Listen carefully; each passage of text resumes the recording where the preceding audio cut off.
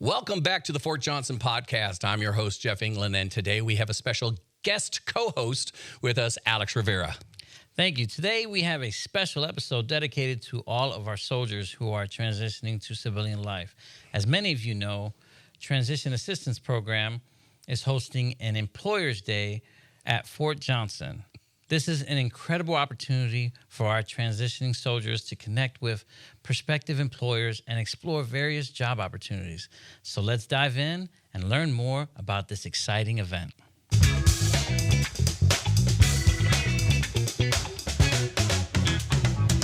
Good morning, good afternoon, good evening, whenever you are watching this podcast. I'm your host, Jeff England, and to my right is our special co-host, Alex Rivera. He's on a transition, or what is it called? It is the... What is that? The transition? No, the employer... help me out here. And I call you a transition student. It's developmental assignment program. There we go. It took me a minute to... I was about to say TAP. Yeah. I like putting you on the spot. Yeah. It's a transition assignment program so I can get another job. I always try to get somebody stumped on the show, you know? Yeah, but no. It's a developmental assignment program because I'm usually a firefighter or a fire inspector. And he's a fireman. So kind of wanted to get a different perspective at the jobs that we have here on base, as well as, grow a beard. Grow a beard, yeah. But the uniform's not as cool. Oh yeah, yeah. I see that you're going as a lumberjack today. Oh yeah. Yeah. I should have wore the suspenders. And the whole thing today is not even about you. This is just your chance to shine as the host. Oh yeah. But today we have with us Clifton Hill from the Transition Assistance Program.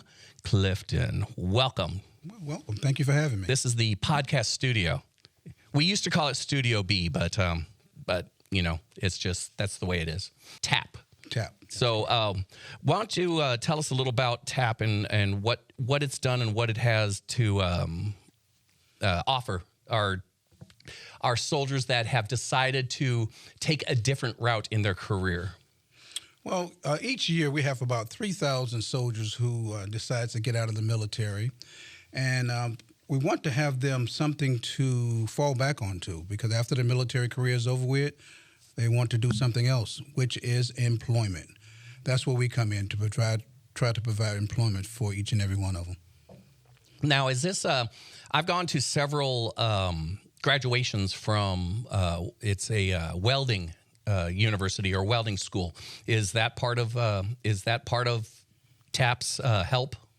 Yes, that would fall under the CSP, the Career Skills Program, or the Skill Bridge Program. That's what that would fall under. So it's not like when I got out of the Air Force, they just said, "Okay, see ya, bye, have fun." That's how it was in the Corps. Yeah, and so you're here to actually help get people skills that are employable, even hook them up with prospective employers and jobs. And I've seen several graduates actually walk out of graduation with a job lined up, ready to go. So they don't get any time off. Right. That's the Career Skills Program. When they if they get through with the training, then they are offered employment. Oh, that's awesome. In that field. They got some really good jobs out there too. So we've got you've got the Employers Day coming up, and I'm sure there's more than one. There's at least two that I know of. So when are they coming up? Well, the Employee Day, we have that every 2 weeks. So the next one is going to be on the 25th, followed by 8 February, 22 February, and every 2 weeks after that. And we try to have at least 4 employees. The Employer Day is kind of like a hiring event, but on a smaller scale, and try to provide them employment also. So you do the hiring events too, like the job fairs and stuff too? Job fair, the hiring events. Well, the difference between the job fair and the hiring events, we want to have the hiring events when the people come to have jobs for the soldier, more so than just collecting resumes. Oh, okay. Yeah, that's what I was. Okay, yeah, I'm sorry. Yeah, that's what I was thinking, because when I went over there the first time to look at it, and I was talking to some of the soldiers that we have that we have at the fire department, they some of them their focus is just to go from green to blue and come work at our fire station. Some want to do something completely different. And I told them, I was like, have you talked to the TAPs or anything like that? And like, yeah, I'm set up to go over there. I'm waiting on the job fair. And then, so that's what I thought, that every 2 weeks you guys doing a job fair, but come to find out that it's the job fair was different than the employer day, and that's what I've been trying to talk to the guys, the soldiers at the fire station, and told them, was like, hey, watch the show. I'm gonna get more information for you guys, and come read the articles that we push out. I like that. Watch the show. So this first one that's coming up soon, you have specific employers that are going to be there? Yes. Well, I think I've sent out probably about 60 invites, and I've only received maybe 5 back so far. But they have until 21 March to turn their registration form into us, so still a little early. Any highlights on who is going to be there? We're trying to get any and everybody. You got employment, we want you. Oh, yeah? We want you. All Want you to right. come. So I hear... actually, there are a lot of jobs out there that people just look at and say, "Oh no, I don't want that." But I'm referring to the show Dirty Jobs, right? And it's like people don't want to go out and work anymore. What kind of opportunities have you seen in the past? Some of the better jobs and some of the things that are like really exciting when you say, oh yeah, they're going to be here. Well, most people want to go with like FedEx, UPS, something like that. Oh, those are good. That's what they really want to have. Job with benefits. That's what they're really looking at. Sometimes people, like the senior non-commissioned officers get out, or officers. First thing they want to do is get a GS job. GS11, GS13, I'm thinking, okay, yeah. I want to get an SES. SES job. That'd be nice. That'd be nice. It'd be real nice, but hey. One of the big things that I did find out with the soldiers whenever I asked them about it, when especially the ones that are just looking at re-enlisting, it's because they have as they get closer to that transitioning date or stage, they don't have that security of like understanding that there is work out there, and so they end up just re-enlisting because they're worried about losing benefits. I like the idea of re-enlisting. If I would have had the chance, or if I would have had the brains to do it, I would never have gotten out. But I had that grass is greener syndrome, and I thought being a civilian out, fresh out of the military was going to be great. I had things lined up, and everything fell through. And then when I tried to go back in, they weren't accepting prior enlisted. And then when, I tried for 3 years and they wouldn't let me back in. And I did get one opportunity to join back in, but it was in my old career field. And I said, oh, no. I liked working for AFN. Yeah. I miss the Marine Corps every day, so I understand how you feel. Yeah, and I would have been retired like a while ago, quite a while ago. But have you had any special requests by soldiers saying, "Hey, can you try to get these guys, this company here?" That would be the most one that I hear. UPS, post office, FedEx. That's what they really want. And a new one that's out, Amazon. Now they've got their own deliveries. Yes. Amazon also. I'll reach out to them also. Send them a request. Hey, please come to the hiring event. And we also have opportunities with police departments. Alexandria is hiring. There's a lot of police departments hiring, and that they look at military experience really well. Yeah, the last one I attended, they had Texas Highway Patrol was out there. Ooh, and Texas Roadhouse. That'd be nice. I like Texas Roadhouse. I could go for a steak right now. So, staying with the Employers yeah, he's always Day. trying to get me back on track. No, I'm sorry. Staying with the Employers Day, I understand that you guys have a classroom portion of it as well as them just showing up and picking up flyers. Well, we try to do the first thing they do. They try to do the DOL, which is the Department of Labor workshop. They have a 1-day, and then they have a 2-day. Now, if they want to get their resume done, they would do the 2-day part of that. So we try to get them on the first day, the DOL, Department of Labor fundamentals. And that's the first time they're introduced, and that's when we try to have the employees to come for that, to tell them about what programs they offer here out of the 4 that we have invited. Now, the DOL, without stealing the thunder from the whole class, what is that DOL? Well, the Department of Labor just from what's happening in the world. Department of Labor. That's what they're trying to get them to do. Oh, okay. Now, the jobs that we got coming up, are they more skill specific, education specific, or labor specific? Well, we try to cover them all because everybody's getting out. Say, take like the 11 Bravos. First thing they get out, it's like, oh, the thing I can do is whatever. I hear that a lot. Yeah, only thing I can do is security. And they may have some other skills. That's why we try to put them in the DOL workshop to try to bring out their, to help them build their resume, to try to say, hey, you can do something else besides necessarily just doing security. Yeah, I get that a lot. It's like I'm an infantryman, and all I know is, or I'm a tank repairman. Right. It's like, well, there's not many tanks driving down the street. Right. I mean, there might be one or two, and but it's like, yeah, but you're an NCO. You're in a leadership role. You can be a manager. You could be any level. You could be a CEO. I'm a CEO of my own business. I'm the only person in that company, but I'm a CEO. Yeah, I'm a CEO. That's right. And you're always having employee complaints. I got. Oh yeah. Have you seen that complaint department where it's just a grenade with a pin on it? Oh yeah. Take a number. Yeah. Every gunny desk has that. Right. Also, I had another question. That's a good place to have it. Is right here. With I understand the TAPS is separation for the soldiers, but for these employer days, can spouses or anyone else kind of well, it's transition assistance.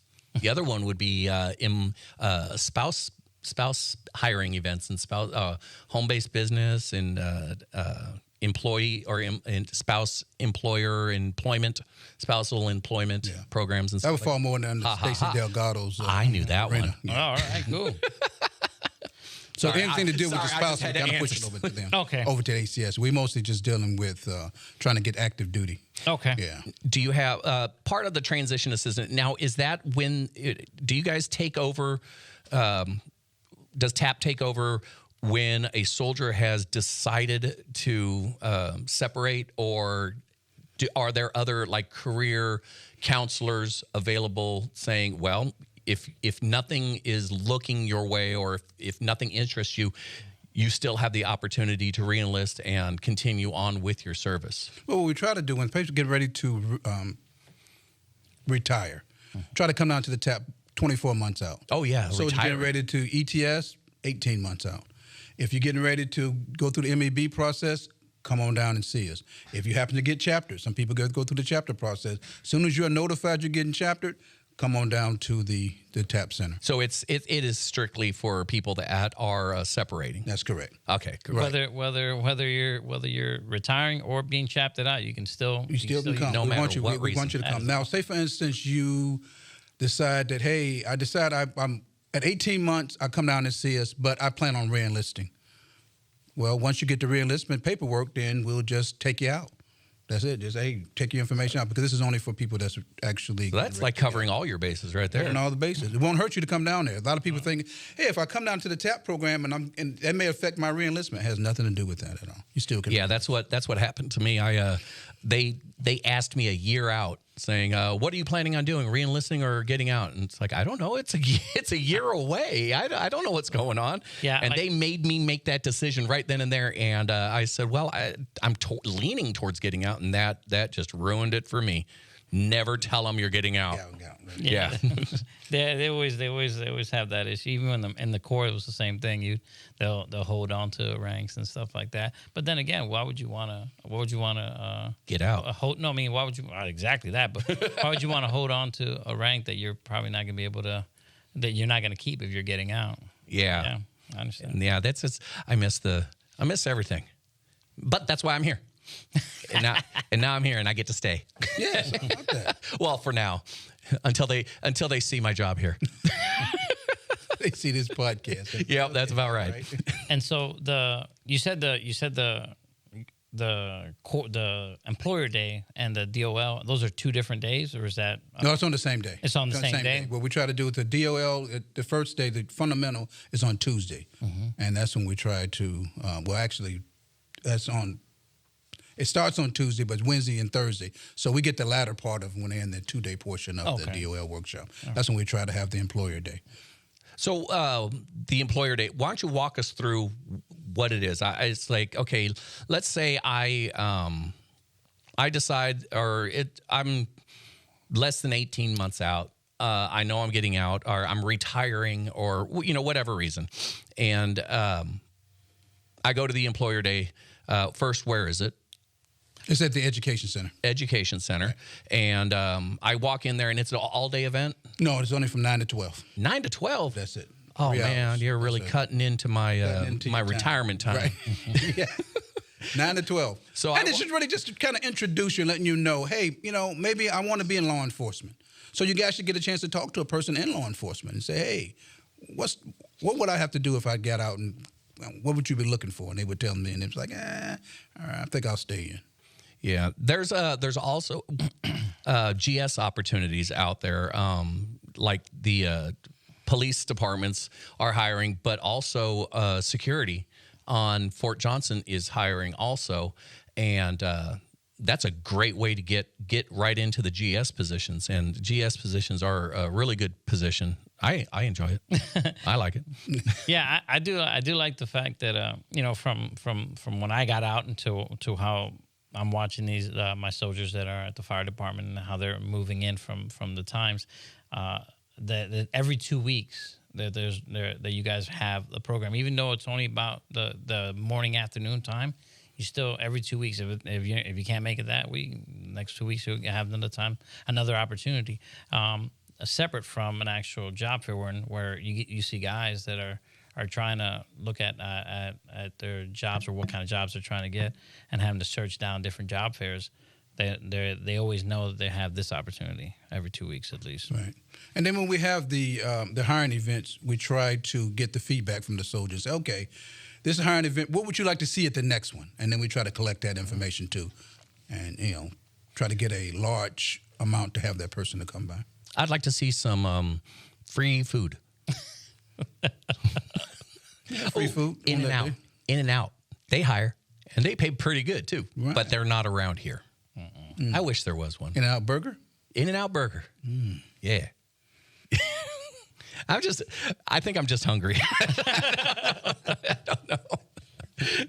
So we've got, can you say who's coming to this employer event, or is it more of a surprise? Well, it's a working process. It's working. I've sent out what's the name that we sent out, and so how I guess how late? You said they have a certain deadline to sign up for specific days, or well, we're trying to have I send out the registration form. I try to get it back by the 21st of March to get it ready for the 25th of April when the actual event actually kicks off. Oh, so they got it to like they got a little you can time find to out get till those things. about right So now. hopefully they don't wait till the last minute, but if they did, they have to the 21st of March, and it can kind of go either way with that. I would rather have a last minute ad than an last minute drop off. We're trying to have at least 30 employees. That's my goal. Oh wow, 30, that many. I'm trying to have 30 at the hiring event. That's nice. Events, at the hiring event. Yeah. And just from your experience, what do you think? Your personal opinion was the coolest employer that you saw there. See, I always try to stump them. Yeah, you have stumped me on that one. I really, if I was looking for a job, I'd be looking for like Amazon. That's what I would like, because Amazon just seemed to be everywhere. And then when I order something, the next day my wife's sweeping down that I have a distribution center in my backyard because it's there the next day. It's better than going to Walmart. Exactly what you're talking about. I don't need to stop by there. I can just, online this today and tomorrow is at my door. I always wondered if those drone things was actually real. If they were actually having. I've seen, flying. Yes, there are, but not necessarily Amazon. There's one. It's for prescriptions, and they'll fly the prescriptions to the door. Well, I think they fly it to somewhere in front of the front door, like usually the driveway or something, and it'll drop it off and everything. It's pretty cool. Oh man, you should look it up. It's cool. You know who I would like to see at an employer fair? What's that? NASA. Ooh, that'd be cool. Go work at like the Stoddard Space Center. Yeah, I think when you were saying that, I thought that when you were asking that question that he would have said something like federal agencies that would be coming in. Or the White House. Yeah. Pentagon. Pentagon. That would be nice. Oh no, I guess that'd be SES or GS. Yeah. Any of the abbreviated ones? All the letters. Yeah. all the letters. Well, they do have the prison come out. They. Oh, like Angola. Yeah. Oakdale. Oakdale. Yeah. They come out. They come out there. But not Alcatraz. No, not Alcatraz. That's a museum now. Oh, well, you could work at a museum. Yeah. Oh, you could work. You know what? That'd be cool. I could go work at the USS Missouri. Yeah. We have a museum on post that's still open? Yes, we do. Yeah. It is over there by the Bayou Theater. Bayou Theater. All the tanks. Yes. Yes, those are pretty cool. And there's actually a lot of our Guardians archive is over there. Right. Yeah. Yeah. And they've got some really cool stuff too. So the Guardian is now only online, correct? Correct. Yeah. Correct. Yes. We have gotten into the 21st century here, and it's a little 20 years later. I don't know. Oh, yeah. But, yeah, we can. You can reach the Guardian by going to home.army.mil/Johnson, and that's where all of our stuff is. Wow. Online. Yeah, online. Okay. Yeah, Yep. just to get it, put out any kind of links or stuff like that.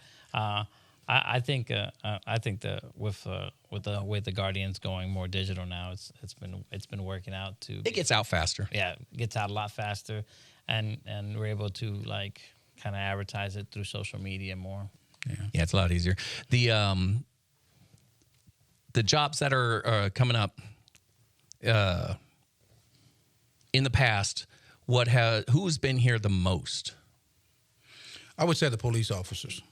Yeah, law enforcement. That's an honorable job. I mean, Now, is that local ones or like how? Oh, they try to get out. We go out to Austin, Dallas, try to reach out to all of them that want to come. Yeah. Now, the government agencies there, do they come out, or is it more just go to USA Jobs kind of thing? Kind of USA Jobs, yeah, kind of thing with that. Now, do you guys help with USA Jobs at all? Yes, well, kind of, sort of. Kind of, sort. Oh, look at this! I got papers. It's a book. It's a book of a hiring event, and it kind of show you who was there. And I never learned to read. Oh, man. Just look at the pictures. They'll tell you a lot. Hey, all look at the right. pictures. Look at the pictures. So yeah, so I saw that has a Acadiana, the EMS. Yes. Yeah, yes. they come out there a lot. How about any of the fire departments? I haven't seen any fire departments come out. Waffle. 'cause every Fire time- departments to me are like one of the hardest places to get a job. I thought that too, but there's every time because I have a network of guys that I've served with and guys that I still run into from different classes or programs that I've gone to, and they've always post like a hiring event that the fire station's doing, and it's not like big cities. Sometimes I saw one that was for Dallas. The Dallas Fire was hiring at one time, and I saw some for little cities like Kissimmee St. Cloud in Florida, or like I could live in Florida. yeah, because it was weird over there. The police and the fire are one because the town of St. Cloud was so small that the at Fire one time- cops. Yeah. Oh, that'd be At cool. At one time it was like that, and then some of the airports, like I think Orlando International, the security, the guys that work security were also the guys that worked at as our firefighters. But I don't know if they do that now. I know when I was getting out, they were telling me that. So maybe it was just they're like, hey, well, I know you got ARF, but you got to get security background as well. You know, I could totally see a TV show. Fire cop inspector. Yes. Oh, have you seen Tacoma FD? Oh, yeah. Tacoma, Chicago Fire, Chicago and Fire. that new That's the one, joint. the fire. Who are they? The fire. It's the dude from the unit who left not the unit, SEAL team that went to, or he got his own show, and now he's a prisoner. He's serving time in jail, but he's on a work crew for the fire break. Oh, yeah, the wildland fire guy. Yeah, that guy. Yeah, it's pretty cool. I don't know that. I lost it with the Chicago Fire. Like as soon as I saw the first episode they're doing tracheotomy, I was like, yeah, I'm done. Yeah, you do those with pens. Yeah. After that, that doesn't happen. That doesn't happen. Not as often as they make it seem, and not even then. It's there's other things that we can. There's other things that we can do before we can get to that part. I like it better than the Washington one, the Tacoma or Seattle. I just think that's funny. Oh, geez. You know, but I also like how it's 3 of them. It's med, fire, and police. Just ask for it. I'm sorry. You were talking. Fire and police. Yeah, med, fire, and police. Yeah. And you got to watch them in the right order. Yes. I love crossovers. Yes. So we've got the fire department. You got Waffle House in there. Waffle House is there. You can't. I think last time we had one, they was actually cooking waffles. Oh, really? Yeah, they cook waffles for them, you know. Well, there's the food thing. Yeah, so I might show up. Let me know when they're there. Now, I did have one question that was always asked to me. A lot of these jobs that employers, they come out with the job fairs. Do they offer like bare bone entry level? Like do they offer employment along with entry level training? Like, say all you come up with is military infantry background and a high school education, and that is it. Do they offer anything? And is there any employers there that offer education and stuff like that? Internships, apprenticeships. I don't know that. I don't know the answer to that. I think you know what. Maybe we can look into it. Getting apprenticeships programs like well, they do have that. That's through the CSP program, the apprenticeship. Oh, wow. Yeah, the apprenticeship have that. You know, that's what a lot of people are doing. Because plumbers, with as much as they charge me, when I first plumbers, electricians, handymen. Oh my! If somebody's a handyman around here, they're making bank because there is such a shortage. If you need a handyman service around here, it's going to take you months to get it. Well, I mean, especially after a hurricane.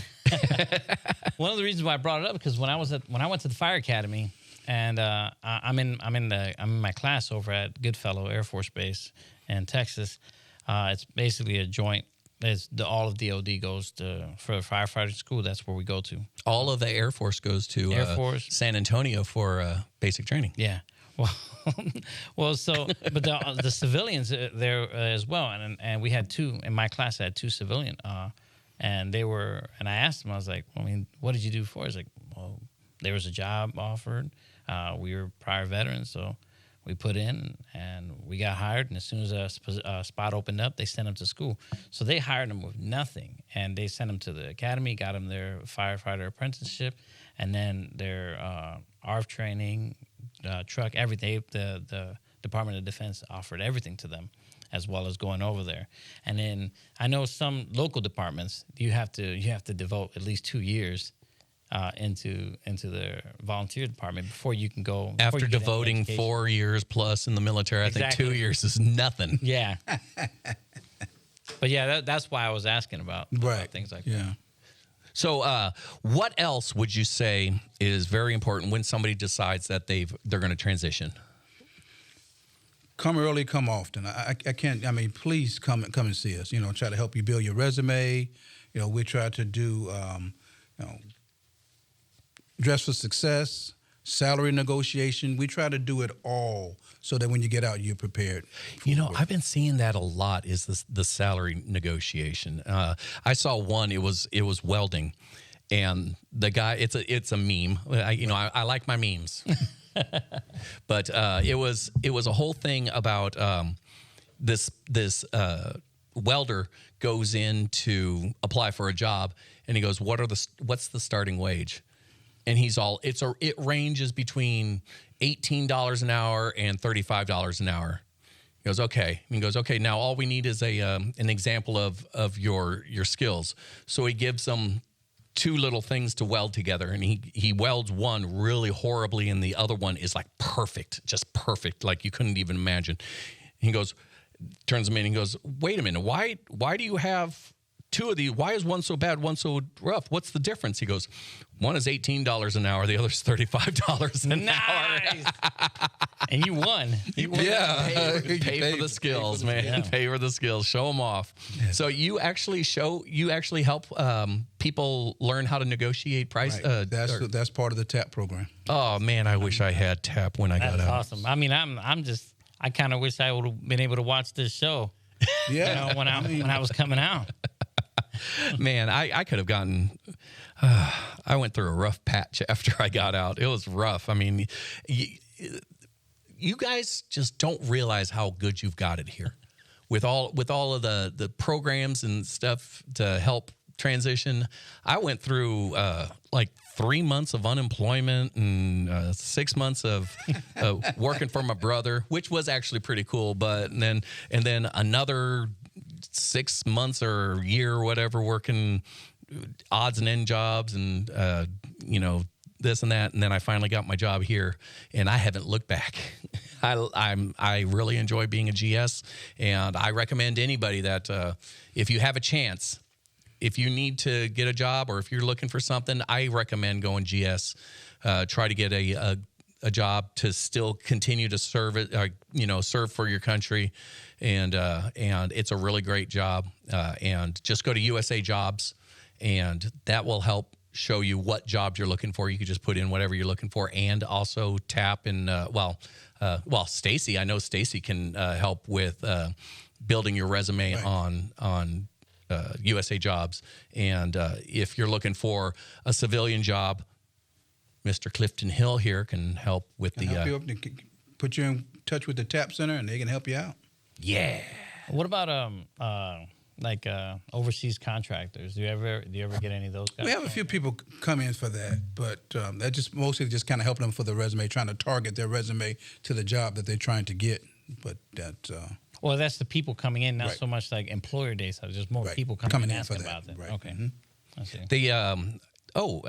Do you guys have offshore? The offshore programs? I don't even know. I have not tapped into that.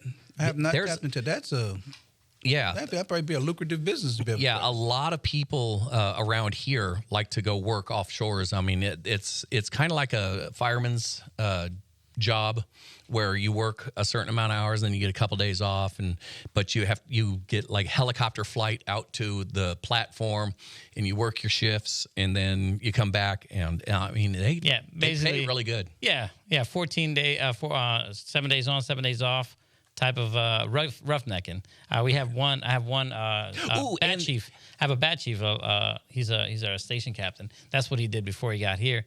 Taught a big old class on how that job is and everything. Loves it. He loved the job. He just didn't like the fact that he was away from his family. in the unlikely occurrence of a asteroid coming to destroy Earth, you might get chosen to go blow it up.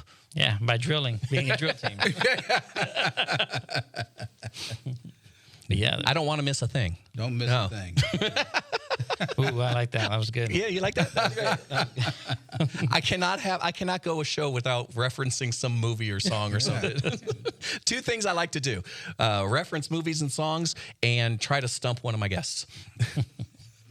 You succeeded in all three. Yes, score. Well, Mr. Clifton, I appreciate you coming over. Well, thank you for having me. And I hope let's once again just reiterate the employer days. Employer days every 2 weeks. The next one we're going to have is on the 25th of January. And I have 2 slots open. We try to have 4, and we try to rotate them. We don't try to have the same ones. We have 4. Try to have 4, and we only have 2 right now, so I need 2 more to be able to fill those slots. And then every 2 weeks after that. And then the next thing you need to look at is on the 18th of April. That's when we're going to have the pre-employment to prepare them for the hiring event on the 25th. Nice. And that's at the education center. Education center, upstairs, second floor to the tap. And it's only 3 hours. Building 660, in case anybody needs to know. 660. Building 660, yes. All right. And I would like to thank my special guest co-host, Sylvester. Sylvester Stallone. I think it's because of the big Slide.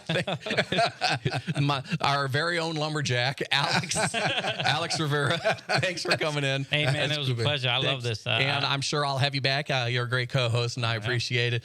And I am Jeff England from the Fort Johnson Public Affairs Office, and you've been watching the Fort Johnson podcast, and we'll be listening at you later.